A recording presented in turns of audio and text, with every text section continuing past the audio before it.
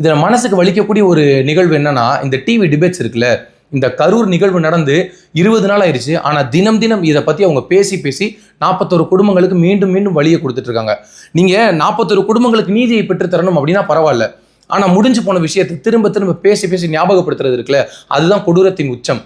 நம்ம ஒரு விஷயத்தை பார்க்க முடியுது. நாம் தமிழர் கட்சியை சார்ந்த இடும்பாவனம் கார்த்தி கேட்கிறாரு, அந்த இடத்துல தாவேகா ரெப்ரசன்டேட்டிவ்ஸ் யாருமே இல்லை.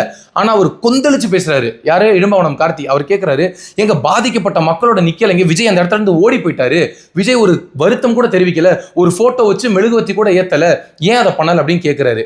உடனடியாக தாவேகாவை சார்ந்து பேசக்கூடிய ஒரு பத்திரிகையாளர் ஒருத்தர், அனந்த்ஜித் நினைக்கிறேன் அவரோட பேரு, அவர் சொல்றாரு, எங்க விஜய் 41 குடும்பத்தோட தனிப்பட்ட முறையில அவர் போன் பண்ணி பேசிட்டாருங்க, அந்த துயரத்தில் பங்கெடுத்துட்டாரு, இதுக்கு மேல அவர் என்னங்க பண்ணணும் அப்படின்னு கேட்டா, இல்ல புகைப்படம் வச்சு அவர் அஞ்சலி செலுத்தியிருக்கணும். உடனே நெறியாளர் கேட்கிறாரு, ஆமாங்க ஆதாரம்னு ஒண்ணு வேணும்ல, சாட்சி இருந்தாதானே மக்கள் நம்புவாங்க, ஆதாரம் வேணும்ல.